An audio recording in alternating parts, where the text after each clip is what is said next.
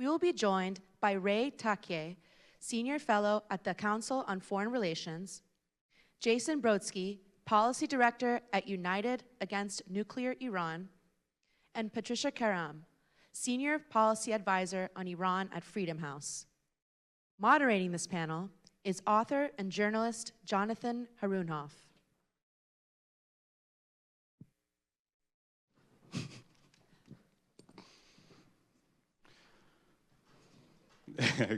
A last minute change up.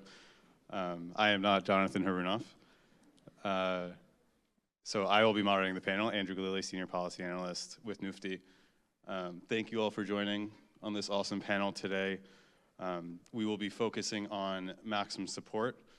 As many of you know, 2 years ago, Nufti presented its strategic policy initiative called Maximum Support. The idea and the concept being that while maximum pressure is a necessary component of what should be the Iran policy for the United States, it is not sufficient to bring about the change in Iran that we all desire and all need. The secondary component that is complementary to that is supporting the Iranian people. So today we have an awesome panel to discuss both that concept and why that concept and that policy needs to be bipartisan and needs to be supported by both parties, by everyone, and it should be a universal policy. So thank you all for joining.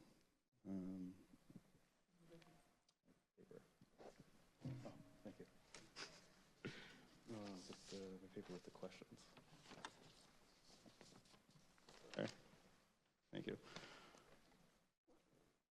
Ray, I first wanted to start with you. If you can just talk a little bit about how, you're an expert not only on Iran policy, but on Iranian history. And if you can talk a little bit about sanctions on Iran, sanctions policy, how they've evolved over time, how the regime has adapted to them, and how they can be adjusted to be more effective. You can talk broadly, specifically, please. Thanks. Sanctions actually began quite early on the Islamic Republic. They began in 1979, particularly with the advent of the hostage crisis. And at that time, it was gradualist. I think Iran continued to sell United States oil into the 1980s when that finally stopped. By the 1990s, you began to see the sanctions regime trying to affect Iran's trade abroad by essentially becoming secondary in scope. Namely, if you're a European firm or a European company and you're selling or purchasing material from Iran, you could be subject to secondary sanctions. That became very controversial in US-European relations and with other countries. So those secondary sanctions were never applied with that much vigor and consistency, simply because it created a lot of problems in the transatlantic alliance. With the Europeans, but other stakeholders as well. Probably in the 21st century, around 2004 or 5, some earlier, Stuart Levy, who worked in the Treasury Department at the time, did something quite extraordinary. He reconceptualized the sanctions policy. He took an existing policy and reconceptualized it. That almost never happens in US government. And essentially what he did was to use almost criminal statutes to deal with Iranian commerce. In essence, it meant that Iran could still sell its products abroad, but it would have difficulty repatriating the financial rewards. So its money was locked into banks abroad, whether South Korea, Europe, and so forth. So essentially you took the ball, not so much trying to retard Iran's oil exports, but essentially preventing Iran from benefiting from those exports in terms of repatriation of its profits. The Islamic Republic has been resilient. It has fought back in a variety of means and has even accepted that it will have a diminished economic impact growth as a result of the sanctions policy. The key to determining the efficacy of sanctions policy is not whether it depletes the treasury of the country, whether it's punitive in that sense. Does it change the strategic calculus? To a large extent, it has affected Iran's thinking in some ways, but it has not been overwhelmingly impacted the strategic calculus on core issues. And that was talked about today, earlier, in terms of the gravity of the Iranian problem. So sanctions is a viable coercive tool, But I do think, sitting here today, we have exaggerated its strategic impact. Thank you, Ray. Patricia, building a little bit off of that, how can the United States and its allies enhance the effectiveness of economic and political pressure on Iran, on the Islamic Republic? Well, I mean, maybe it dovetails well with what Ray has been saying, or maybe it will then prompt a response for him, because I was actually going to draw upon a brief that we did at Freedom House that was focused on putting pressure or increasing the pressure on the regime. And my starting point was going to be, in terms of enhancing the effectiveness of economic and political pressure, talking about more diligent and effective sanctions enforcement, which might have the ability to constrain the regime's sort of internal repressive and regional activities. And I say this because many of you know that while Iran is one of the most heavily sanctioned countries in the world and has itself spent sort of decades in evasion, enforcement has really been lacking, especially against those who continue to purchase oil. So building upon some of the recommendations in the brief, we sort of talked about the importance of enhancing enforcement by working with allies to ensure that different restrictions are operating in harmony.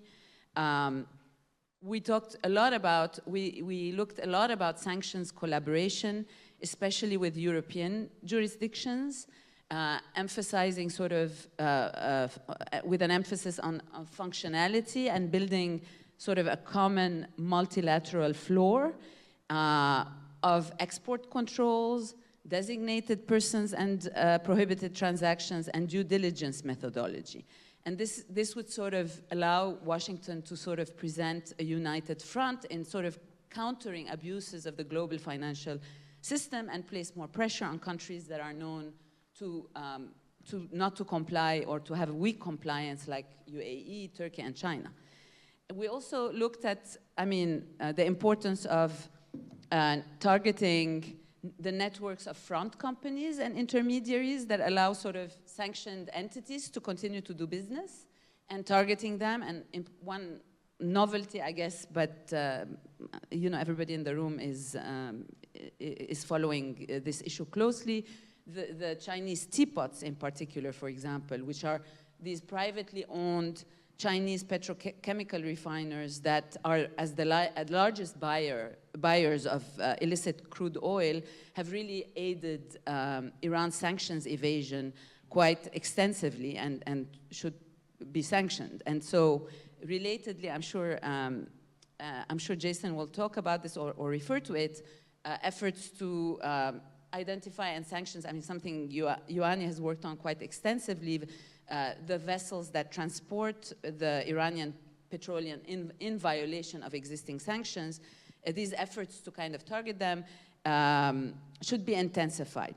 And then briefly, I mean, very quickly, I want to talk about China and the role that China plays in evasion, and the room that there is potentially for the US to appeal to China's economic interests to secure some cooperation on Iran. And you know, this could be controversial, but that's an idea we sort of talk about, especially if nuclear talks resume. And the idea being that the US is China's really most important economic counterpart. So the stakes of the Chinese government's relations with Tehran are much lower by comparison. So China could be sensitive, I mean, because its interests in the Middle East are oil extraction and other economic pursuits, it's sort of sensitive, or it has a proclivity towards stability, which don't necessarily go hand in hand with Iran's efforts at fomenting instability. So I want to just, a couple of things before I conclude. On the human rights front, what is especially needed is also a comprehensive strategy of accountability for human rights abusers and corrupt officials, and this could be linked, others have talked about it, to visa bans and asset freezes that are imposed. Another important component before I conclude of the effectiveness or key element of the effectiveness of any policy to pressure the regime is really the need at this juncture to address Tehran's support of Russia's aggression in Ukraine. And we see that the Iranian regime has benefited greatly from cooperation with Moscow. It's received a steady support of aid and military supply in return for drones and missiles that are deployed in Ukraine. Now, this is an area where sanctions can be deployed, and they need to be imposed on these entities that are involved in, or at least redoubled, in the export of drone technology. But to go back to something you said in the beginning and to conclude, more importantly, I think, is the need to develop a new and improved policy on Iran, one that has bipartisan support and that will ensure sustained implementation. We know that for the last decade or so, a US policy towards Iran has really been refracted through the lens of the JCPOA, which has led to a huge partisan divide on how to confront Iran. And so I think the evolution that has happened with the Gaza war and Iran's role should be a bit of a wake-up call and should kind of demonstrate the need for a more coherent sort of long-term bipartisan strategy that leverages a number of tools, which include foreign policy, information campaigns, diplomacy, sanctions, and other forms of deterrence. So I'll end at here, and apologies for going on too long. No, thank you. I think your point about China is especially interesting. On our panel on the new axis of evil yesterday, we heard the panelists make the point, while China is extremely important to Iran, Iran is not extremely important to China, which I think is what you were getting at a little bit. Shifting a little bit, as you can see on the screen here, this is the summary of NUFTI and FDD's joint maximum support initiative, where we took ideas from both of our maximum support initiatives and summarized. So, Jason, I wanted to ask you a little bit about this concept. You've long been an advocate for maximum pressure. Why do some of these things in maximum support, enforcing oil petrochemical sanctions, placing restrictions and sanctions on regime officials? If you want, you can get a little bit into the lack of restrictions on regime officials at the UN this week, which is astounding, and I know you've written a lot about. But more broadly as well, why does this concept resonate? Well, thanks, Andrew, and it's great to be with you and NUFTI again, and I see a lot of friends in the room, so it's wonderful to be with you all. To add to what Ray and Patricia have said, and I completely agree with their points, I would say U.S. policy from Iran tends to focus solely on sanctions because it's the most politically convenient and the easiest tool for policymakers to employ. But what we are missing is a diplomatic isolation campaign against the Islamic Republic, and also, yes, the development of a credible military threat. So let me explain to you what I mean by that. The maximum pressure campaign is not only economic. Yes, we need better sanctions enforcement, as Patricia was saying. The Islamic Republic has been able to earn close to $100 billion since 2021 as a result of lax sanctions enforcement. And that's partly a policy choice by the Biden administration. And it's also a structural issue because the P5+1 is really not a viable entity anymore for dealing with the challenge of the Islamic Republic of Iran because of great power competition with Russia and China. So that is something that has been a weakness in U.S. policy since 2021. The U.S. government has also not implemented the MASA Act yet, which is a very important part of the calculus here. This is a very important piece of legislation that I know means a lot to the Iranian American community. It's something that NUFTI has really championed, and this is something that would penalize the top officials in the Islamic Republic in a way that they have not been to date, like the supreme leader. If we're able to sanction Bashar al-Assad and Nicolas Maduro and a whole range of other world leaders, we should also be willing to sanction Ali Khamenei under counterterrorism and human rights abuse authorities. It's just unacceptable to me, this delay and this hesitancy to sanction him. Putting sanctions aside for a second, there's also a diplomatic isolation component here that the United States and its allies I sadly say, have completely dropped the ball on. We had a situation this week at the UN in New York where we had a large Iranian delegation come. Around 40 people were there. The president, the foreign minister, and the vice president for strategic affairs, Javad Zarif, who was under personal sanctions, as many of you know, by the US government. This should not have happened. First of all, yes, I get the stock answer from the State Department. The United States has an obligation under the UN headquarters agreement to grant visas. Okay, the United States does not have to grant every visa. It's not a blank check for foreign influence operations from a hostile foreign power for the United States to just let in anyone. So that has been a very big disappointment for me to witness over the last week. I think the United States did have an opportunity to make a point by saying you are not going to have the permissive environment to run wild in Manhattan as you have been in the past, going on multiple cable news networks and engaging in disinformation and propaganda because, oh, by the way, it's not only an insult to the Iranian people, it's also a threat to U.S. national security and democracy to give a platform to a propagandist like Javad Zarif, who went on not one, but at least 3 American networks, CNN, NBC, and PBS. And CNN didn't have just one Iranian official on, they had 2. So the hostile foreign powers like the Islamic Republic take advantage of our open airwaves, and they engage in disinformation and malign influence operations, and we just allow it. And I think that we could be much more creative and take more initiative in limiting the ability of the Islamic Republic to engage in this kind of behavior. So that was something that I think was a big flaw for the US government, and we could be doing much more of it. We could be doing much more to isolate the Islamic Republic in international bodies. They maintain leadership roles in UN entities, the UN Human Rights Council, you know, the list goes on. It's just laughable how and we lack a structure in the U.S. government to push back in a very agile way against this kind of infiltration at international bodies, and that has to change, and that is important. Some people may think it's petty, but it's actually, the Islamic Republic puts a lot of onus and emphasis on its own legitimacy internationally and its own image internationally, as crazy as that sounds. They do like playing with the big boys on the international world stage. So if we limit their ability to do so, yes, I do think that that will help advance U.S. national security interests. And last and certainly not least, we do need a credible military threat against the regime in the Islamic Republic. First of all, one of the key weaknesses in my view of U.S. policy has been the fact that we have not imposed consistently a direct cost on the Islamic Republic for its aggression against the Iranian people and Americans and our allies abroad. It's one of the glaring weaknesses. It's something that has plagued not only the Biden administration, but Republicans and previous Democratic administrations alike. And this has been extremely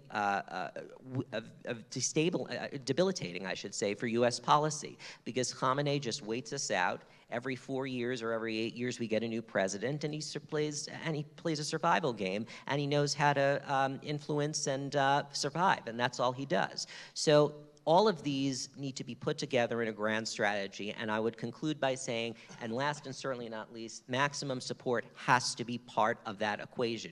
You need to set the table with a maximum pressure campaign, but you need to bolster it with a maximum support campaign for the Iranian people. And what that should be entail is why are we granting visas to the Islamic Republic when we can be engaging in a humanitarian parole campaign for those Iranians who have been wounded by the regime in protests and to be able to, so they can get medical care in the United States. It's hard, very complicated to do, but our government should be investing the resources to make this happen. We've done it with Ukraine. We should be doing it with Iran. We could be doing a lot more as well with our revitalizing Voice of America and our social media work for the U.S. government. It's not pulsing and not keyed to what is happening on the ground in Iran, and it's not resonating with people. Our material is stale and detached from the day-to-day reality over there. And so there's a lot there, and also Strike Fund and a lot of other initiatives, Starlink. So these are a lot that we can go into later on, but that's how I would answer your question, Andrew.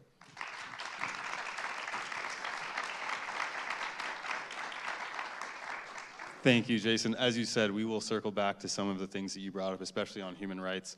I quickly want to touch on regime change. Our next panel will be discussing after lunch why a free Iran is beneficial to America and why its values would align with America. Ray, I think it used to be a taboo topic to speak about. I would like to think Nufti has been part of changing that narrative where it's now pretty openly talked about in this space. But you've said, perhaps controversially for some, that the only US administration to have ever had a regime change policy towards Iran was the Carter administration. Why have administrations of both parties since then refused to do this? And is there any hope that that can change? Well, I should say, in the archival record that I have seen, I haven't seen everything. The only time I saw a presidential directive ordering United States agencies to work toward displacing an Iranian government was in December 1979, 1 month after the hostage crisis. And it was issued by Jimmy Carter. It went through 2 iterations. It's only a brief paragraph, that's all it is. It went through 2 drafts. The first draft did not include the word replacing the current government with a democratic government. It just said replacing it with a different. So Carter hand-marked it democratic. So that became the second draft. I think it was somewhere around December 79.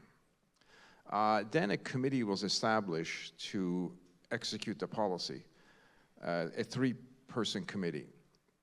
Ironically enough, it didn't have any representative from the intelligence community. It had a State Department representative, Defense Department representative, and it was chaired by David Aaron, still alive. And the actual, what it did seems murky, but it was supposed to work with regional allies, which were Jordan, Egypt, and Saudi Arabia. It spent some money in an Iranian presidential election that took place at that time, I think ineffectively. And it might have done other things. I don't know the programmatic aspect of it because they remain very much classified. Did other administrations have similar policy? I do think that policy was discontinued by Reagan administration simply because they were so focused on the Soviet Union, less so on smaller regional actors. Since then, I think the issue that has overwhelmed others, there are 2 reasons I should backtrack why this has not been more traction. Number 1 is the sheer durability of the regime. When Carter made that pronouncement, the Islamic Republic was a year old. The regime has been durable, and many people suggest, as they often do with durable regimes, that that durability will persist. Second of all, I think there is once arms control gets into the picture, that becomes the priority of the United States government. And for arms control to be resolved diplomatically, it requires an interlocutor. And that's where you see dealing with nation state as such. So the difficulty of it, the improbability of it from perspective of many, and the durability of the regime and the advent of arms control, which dominates the agenda of both political parties and the international community, I think militate against that sort of a thing at this point. Thank you. As we said, we'll circle back to the human rights a little bit. Patricia, as you can see on our maximum support, a few of the concepts are including engaging with the opposition, providing cyber and intelligence support to Iranians on the ground, providing internet access to Iranians on the ground, supporting labor strikes. What specific forms of support can be provided to both Iranian civil society and to opposition groups or the diaspora to help this movement? I looked at it a little bit in a different way because I think given the state of affairs, and I will touch upon some of the themes that you brought up or strategies, I thought the question should be what could we do or what is there to do to prevent further shrinking of the civic space and violation and increasing violations of human rights. And to do so, I think there are a number of things, I mean, one can do and one is doing. But organizations, for example, like Freedom House and others can still play a role in supporting activists and protesters. And obviously, the most obvious thing that one can think about is the strategy of naming and shaming, and enabling, identifying violators and connecting that information to a broader audience, coupled with some advocacy within sort of NGO networks to isolate the government. Relatedly, and I think more robust communication, I think, Jason, you mentioned it, by all involved, including the USG, should really be employed to name and shame the regime, officials, allies, businesses, expose corrupt practices, and really shine light on human rights abuses. So forceful public diplomacy efforts need to kind of integrate all sorts of efforts, including mapping, this issue of mapping IRGC networks and front companies that are active and take advantage of the situation. And I think the use of media, social media, mobile apps with high rates of engagement by Iranians is critical, combined with the circumvention tools that you mentioned, internet filtering and surveillance that would boost kind of the reach of any public diplomacy campaign. I think also doing that would underscore sort of, or in particular looking at highlighting human rights abuses and exposing corruption would underscore US and international support for Iranians' democratic aspirations. Now, the presence in terms of the diaspora and maybe in relationship to the Mahsa Amini protest a little bit, what has helped create more of attraction at some point was the presence also of Iranians in European parliaments and governments, which also contributed to helping sort of demands reach the global scene. And that was evident in particular after the Mahsa Amini protests. Despite sort of imperfect internet penetration, I think the social media activity of the diaspora, especially on Twitter and Instagram, has really improved the coverage of what's happening inside the country and of the repression that is ongoing. So I do think the internet has helped sort of create a burgeoning inside-outside community of activists that is active and has enabled kind of a broader influence, has increased their influence on the global public sphere. And I think this really needs to be sustained. And here, internet freedom really needs to be adopted as a goal to help activists sustain their work without evidently trying to not to endanger or expose them, and ultimately create pressure from both inside and outside, create pressure on the regime. One such effort, by the way, I mention it because I was involved in a recent briefing on the Hill about it, is the Iran Act, which will create really a legal environment for the US government to implement a strategy to promote internet access for all Iranians. So I do want to underscore that pressure, in my opinion, should be sustained internally and externally in that form, and that support should not stop so that Iranians don't feel abandoned, Iranians inside.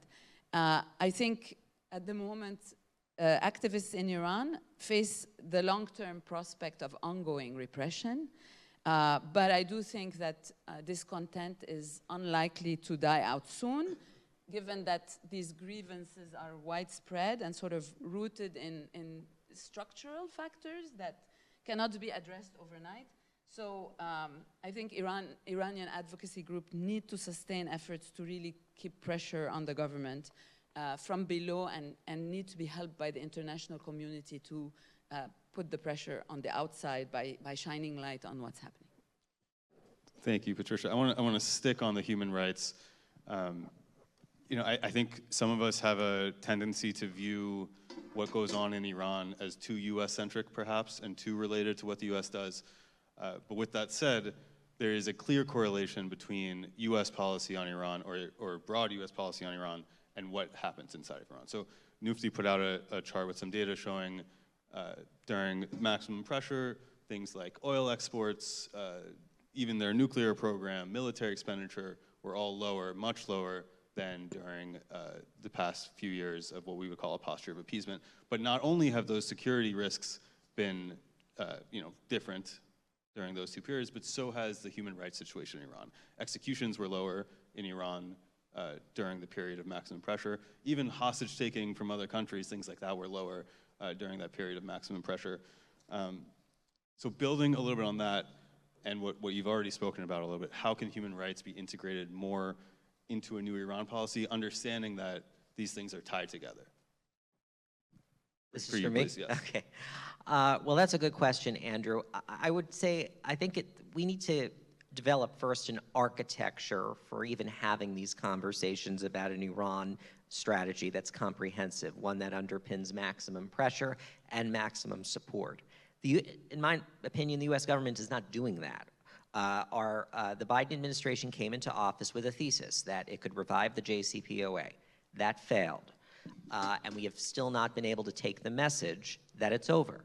So we have a situation where both parties are relitigating what happened with the JCPOA. And they spend more time relitigating what happened with the JCPOA than talking about what we should do now.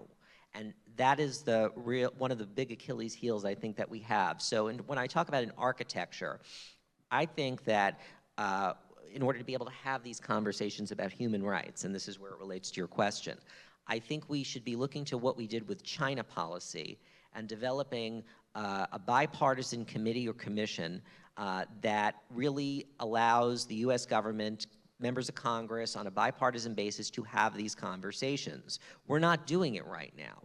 And I think what could bring them together, one of the things is human support for the Iranian people and addressing human rights abuses. That's one of the planks that I think can find Democrats and Republicans to bring them together. But we don't have that architecture in place in Washington to be able to even start to have that conversation on what would be a sustainable policy for the United States government in the long run. We should have had it after the JCPOA negotiation revival collapsed, but there has been an inability to have those conversations and to develop that kind of infrastructure. And I think that that's been a tragedy, really, because we've missed years. We've wasted years here. When we could have been developing some of the tools in the US government to address a lot of these issues that you say.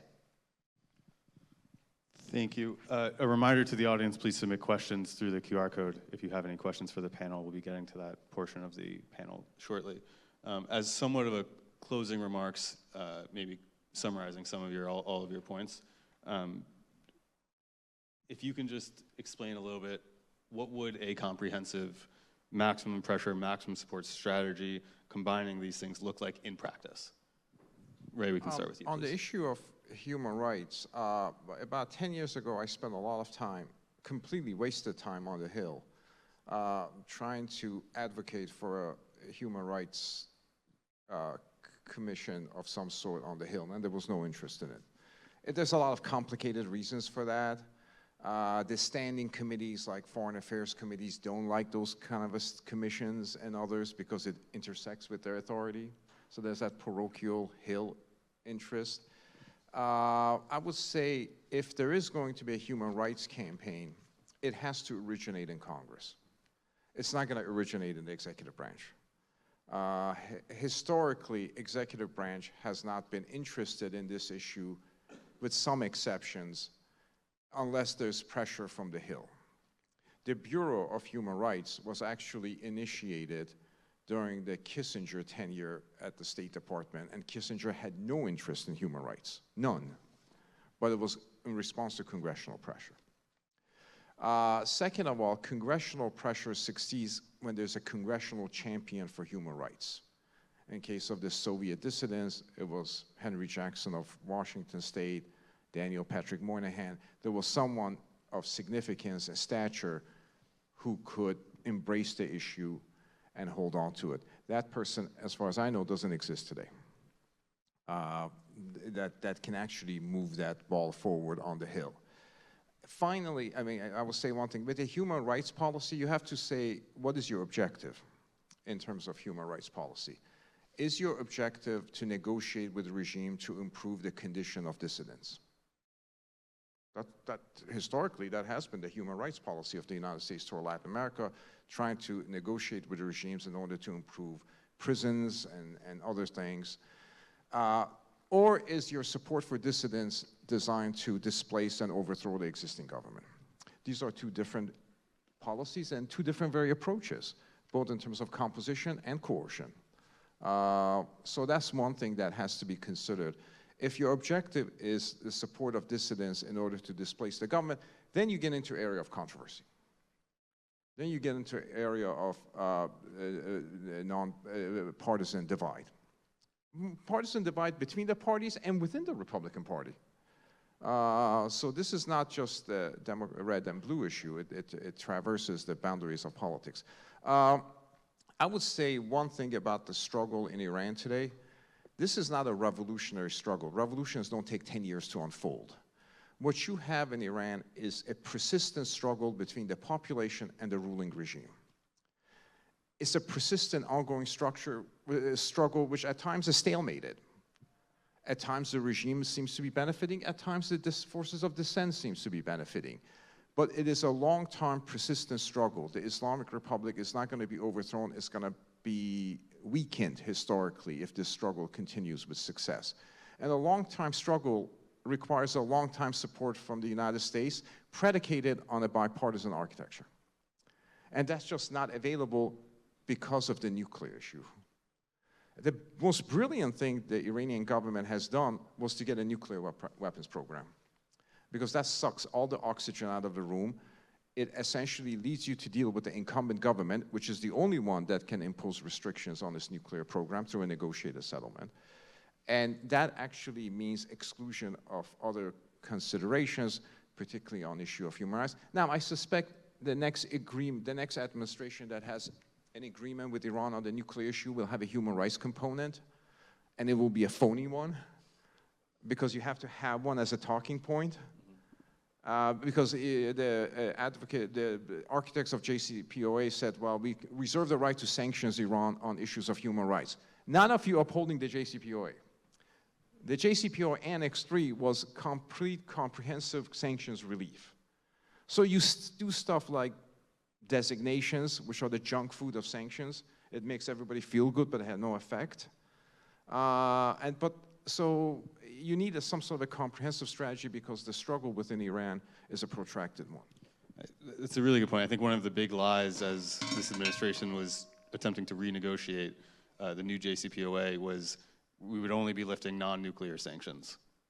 I mean, by the way, nuclear can I just say sanctions one and thing non-nuclear about that? sanctions would remain. Can I say about that, if I don't mean to be disturbed? There is no such thing as a non-nuclear sanctions. There is no such thing as a nuclear sanction. When the United States Congress imposed sanctions, it did so on Iran's terrorist activities, proliferation concerns, as well as human rights abuses. Nuclear sanction is a term that John Kerry made up. And he used that to essentially dismantle the architecture of sanctions as you look at the JCPOA Annex. There is no such thing as a nuclear sanction. The United States Congress never, ever passed strict nuclear sanctions. It passed sanctions on Iran and totality of its activity. Nuclear sanction is a term coined by John Kerry that doesn't exist in reality. It's not part of the elemental charts. It's not a matter. It doesn't exist. But that's where we're at now.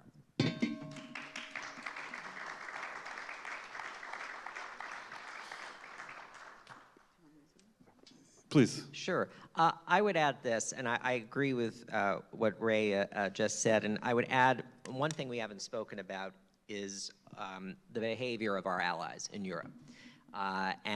This has been a persistent source of frustration, I know, for Democrats, Republicans, and yours truly, and many Iranians in the diaspora. Our allies in Europe have a lot of exposure to the Islamic Republic, but they have not kept up with the sanctions designations that the United States has put on. They have provided a permissive environment for Islamic Republic embassies to operate, which are used, as many of you know, to foment terrorism against members of the Iranian diaspora, and not only them, but also the Israeli interests and also the Jewish community in Europe as well. They have Islamic centers that the regime uses to, Khamenei has representatives in European capitals, and they use these ways to radicalize the population in Europe and to get out Khamenei's propaganda.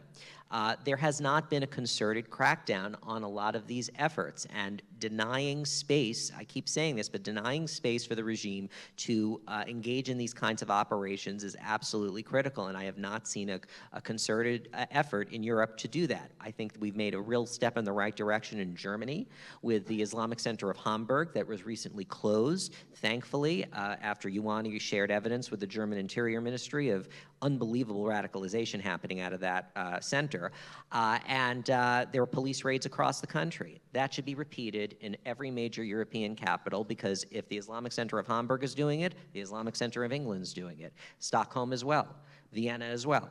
So the list goes on. So the United States should be taking a leadership role here in working with our allies and developing a coalition of countries that are prepared to take aggressive steps to curtail the space of the Islamic Republic, and we're not doing that. We're not creating a coalition of countries to do that. The P5+1 construct that was developed to deal with the nuclear issue is just not viable right now, and I think that policymakers accept that, but there has not been an attempt to create a new architecture of countries that are willing to undertake these kinds of measures to isolate the Islamic Republic, just as look at what Europe did with Putin and Russia. It denied Russian aircraft the use of European airspace. Just recently, there was an attempt to do that with Iran Air, but there's apparently a wind down time of a year that didn't exist for Russia, interestingly enough. But Europe has a lot of touch points, and I don't see the United States really engaging in the pressuring its allies to step up here. We have a very robust sanctions architecture, as many of you know, but our allies have not kept up with it. I could go on and on.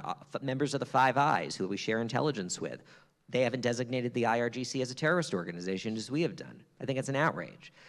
So they should be doing that, and we should be putting a lot of pressure on our allies to take this step. If they want our help with Ukraine and other parts that are important to European security, they should be willing to take steps that are important to American security as well, and American interests, and it's important to their interests as well. I think the threat perception in Europe has changed recently with the Russian invasion of Ukraine, and Iran providing drones and ballistic missiles to the Russians, but I haven't seen them take the steps that are necessary to join with the United States in really cracking down on the Islamic Republic. And it goes beyond Washington. It's all in Europe. Australia, New Zealand, these are important places that a lot of people don't talk about, but for the Islamic Republic, they use it as a platform for terrorism and influence operations, and we're just very behind the ball. We're reactive, we're not even active in many cases, and it's a tragedy, I think, but that has to be part of a strategy.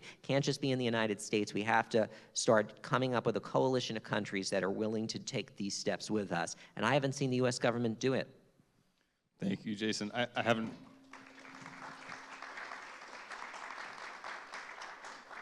heard too many people bring up the Five Eyes point, and that's shocking and outrageous. I think also I want to commend Ioanni for that work on the Islamic centers, and you guys have inspired us at Nufti to dig a little deeper on that and expose some more, so keep an eye on that space. Patricia, please. Yeah, I mean, all I can say is to underscore a bit some of what others have said, but in particular, going back to the partisan divide, I think the balance between support and pressure to effect presumably behavioral change is a function, key to this is a bipartisan approach to, I cannot repeat it enough in this idea of a bipartisan approach to dealing with Iran, because I think what hasn't worked is how divided policymakers are on this issue. And I do think a US approach has to foster coalitions, bipartisan coalitions at home, and as Jason pointed out, build cooperation with regional partners towards a more integrated sort of multilateral policy on how to deal with threats coming out of Iran, but also how to create openings for change. I do want to just flag one thing that we didn't talk about, which is a bit of a new reality that could inform policy, which this is, again, in light of some major shifts in the global order that have taken place. We've seen the emergence, I've pointed this out, of a group of authoritarian partners, Russia, China, Iran, North Korea, that are increasingly coordinating action in opposition to the US and democratic interests. And some, for example, I'll touch upon this very briefly, that are evident in trends, for example, towards movements towards alternative currencies and really embrace of non-dollar systems. Specifically those, for example, based on the yuan for major transaction, and this brings with it the potential erosion in the long term. I do recognize this as a long term of influence and enforcement power, especially with regards to sanctions. So currently, the stat that I have is only 10% of Iran's trade is conducted in dollars. I don't know, Jason, maybe you have better stats, but this is sort of worrying. And I'll conclude with something positive, but before that, I do want to throw out my worry, and maybe that comes back to how Ray started the panel.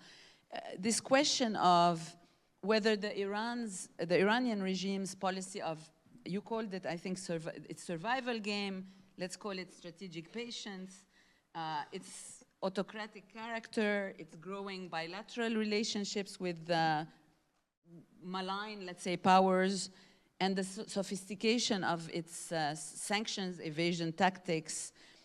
The worry is, has this diminished the potency of constraints on its behavior?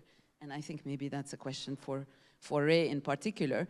But just to end on a positive note, in the sense that one idea that has come out is this idea, I think, Behnam, you were the one who sort of mentioned it to me. Behnam is sitting there. This idea of how to build a political consensus for a policy, for a bipartisan policy on Iran, is to create a bipartisan committee in Congress that's similar to the one that's focused on China, and really task it with addressing and monitoring sort of the range of security, economic, foreign policy, human rights issues related to Iran. And such a committee may potentially be called upon to develop a framework that defines sort of the goals of, for example, Iran's sanctions, or and it could be an exercise in bipartisan collaboration and maybe spur some sort of agreement on next steps.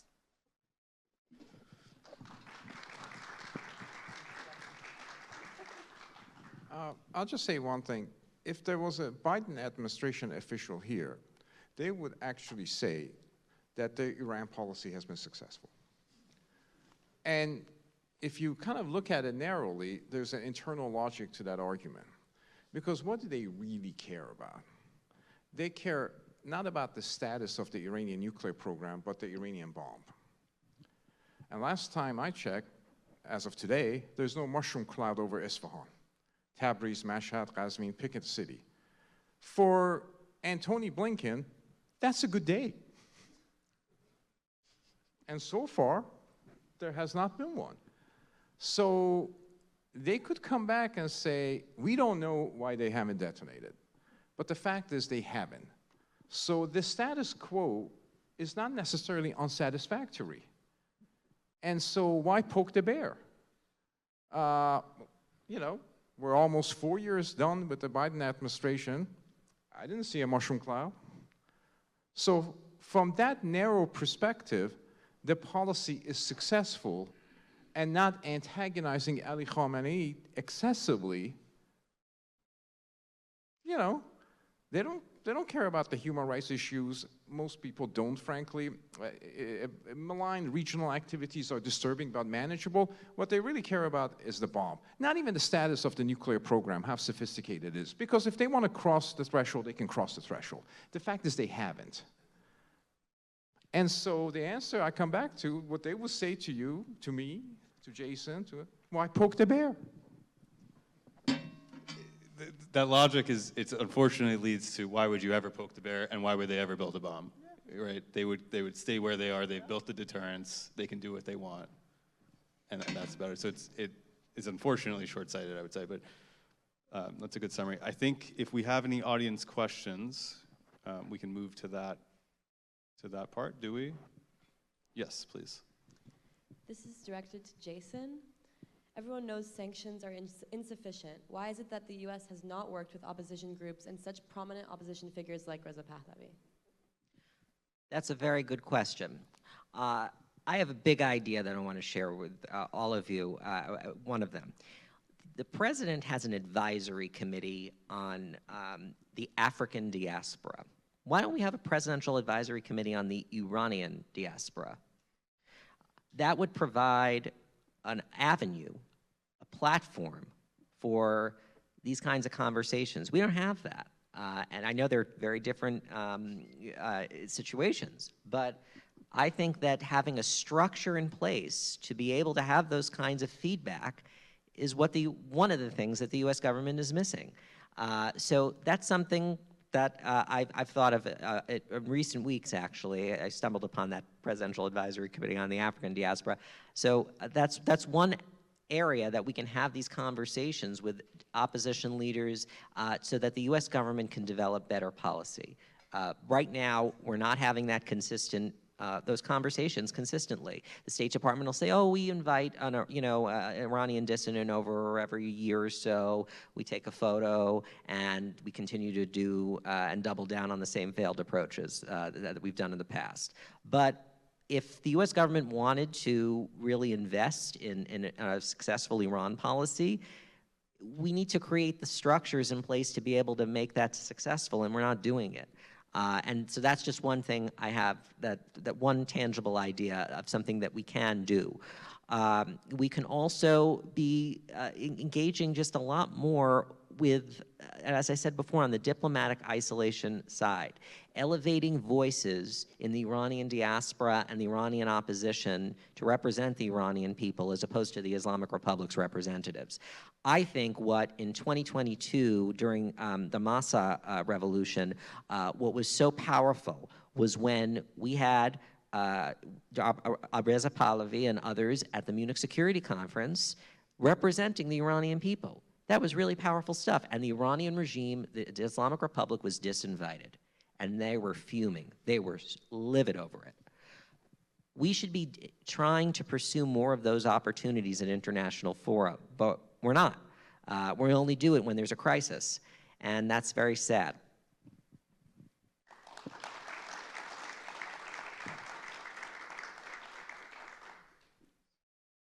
Still a few minutes if there's any more. I can ask one more. This is for Ray. You've previously said, when it comes to supporting the people of Iran, tell me something more than just reforming the VOA. Now Mufti and FDD have outlined 15 specific points to do that. How do you think we can galvanize support for such measures? I didn't quite hear the question. Sorry, could you repeat the question, Nina? If you can just repeat the question. You've previously said, when it comes to supporting the people of Iran, tell me something more than just reforming the VOA. Now Mufti and FDD have outlined 15 specific points to do that. How do you think we can galvanize support for such measures? You mean beyond, what can you do beyond VOA broadcasts? Is that, yeah. I have always said that when we discuss this issue, I don't want to hear about VOA broadcasts because that's what everybody talks about. During his playing days, Larry Bird used to yell at referees saying, is this it or you're planning to get better? Whenever I hear about VOA, I say, is this it or you're planning to get better? First of all, I think you need what has been suggested here, a comprehensive strategy that involves all aspects of the United States government, supported by Congress, but also civil society advocates. The Darfur issue was hugely important once George Clooney got into it. He just highlighted it. And you saw that to some extent during the Green Movement. The Iranian people do not lack information about what's wrong with their government. Actually, their own press sort of covers that to some extent. You need to have a sophisticated conversation with a public whose political culture is rather sophisticated. To this day, I don't believe there has been a Secretary of State who has made a speech on Iranian human rights issues. From Cy Vance to Tony Blinken. I don't think that has happened. And also, everybody has to appreciate that this is going to be a protracted struggle. It's going to be a long-term struggle. The rewards are not going to be immediate or readily available.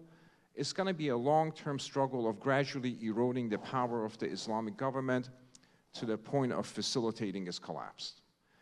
The Iranian government can only be overthrown by the Iranian people themselves, but that doesn't mean that the United States and the international community cannot create a context and conditions where the regime weakens. The purpose of the United States policy should be to weaken the Iranian regime through all measures, economic, cyber, civil society, human rights advocacy, whatever it is. The problem with this approach is, it's going to be a protracted, coercive approach, is that it is inconsistent with arms control timelines. Because every day there'll be IAEA reports saying they're 2.5 weeks away from having enough fissile material for a bomb. And that energizes everybody behind that particular goal. So there's an immediate urgency of the nuclear program, and there's a long-term aspect of it. And what I say, should the Iranian regime at some point cross the threshold and actually assemble a bomb, then it will be considered too big to fail. Then the entire international community will be invested in its prolongation. When the North Korean leader came to power, Kim Jong-un, nobody knew anything about him. Yet everybody wanted him to succeed because of the command control issues. They didn't know his name, they didn't know his age, they didn't know if he was a sadist, which he turned out to be. But nevertheless, once you're in a possession of a nuclear bomb, then your regime will be viewed as a necessary and responsible custodian of that bomb, particularly if they don't blow things up. Then the argument would be that they have dealt with the bomb issue pragmatically and judiciously, and so we have to maintain that relationship with the government for fear of a future government that may have a different approach to it, a more bellicose approach to it. So the nuclear issue is a no-lose issue for the Iranian government. Did anyone want to add to that before the next question? Well, I would also just add just on the nuclear file, and I know I didn't speak about this, but I think we need to start taking the message that we are never going to be able to have a sustainable nuclear deal with the Islamic Republic as long as it remains the Islamic Republic. And I think US policymakers and the international community have not been able to get and accept the message. Get the message, it's not going to happen. So, I love the IAEA Director General, who's a great guy, but, he comes out of the UN meeting saying, I sense a new, re-engagement from the Iranian regime. They're ready to engage. All the Islamic Republic's diplomats have to do is smile, and everyone is saying they're moderating. It's crazy. So, and we have a 40-year case study of failed diplomacy. And I know we have a poverty of really ideas in terms of how to get to a better Iran strategy, and it's not perfect, and a lot of it's very difficult to get to that. But we're not thinking in a creative manner, and I think that the ideas that you hear today present some of the building blocks for how to get there. And there can be, you can deter the Iranian regime without a nuclear deal. But it takes risks, it takes policymakers acknowledging and making hard choices, and that's not always popular in Washington. Thank you. Nina, I think we have time for one more if there is. Otherwise we can... Sure, there's one more for Jason, if we want to get to it. How can Europeans, specifically the UK, crack down on IR centers like the Islamic Center of England, whose director, Hashemi Mousavi, is Khamenei's personal rep in the UK? Is there something that needs to be mirrored within the United States? Will US cooperation on this front bring down this massive propaganda network? Well, I think that you look at some of the sanctions designations that the United States government has undertaken. We have sanctioned Al-Mustafa University, which is a notorious exporter of the Islamic Republic's ideology, and not just ideology, it's also terrorist plots. And our UK and European allies have not sanctioned them, and they should. The Islamic Center of England has operated for a very long time as Khamenei's personal representative. They have engaged in commemorations of Qasem Soleimani, who has the blood of UK soldiers on his hands. There have been reports of Iranian-backed operatives at some of the pro-Hamas protests that have taken place throughout London since the October 7th massacre. And so the Islamic Republic has an architecture and an infrastructure in the UK that it uses to endanger Iranian dissidents and Israelis and the Jewish community. And while there have been robust law enforcement efforts to crack down on these issues, there has not been a policy response. There have been charity commission inquiries and all kinds of scrutiny from the UK Parliament, something that my colleague at UANI, Khosra Arabi, is intimately involved in.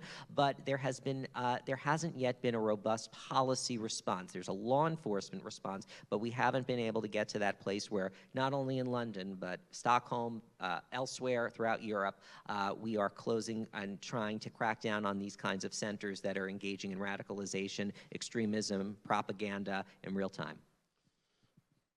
Thank you, Jason. Thank you all for being on this phenomenal panel.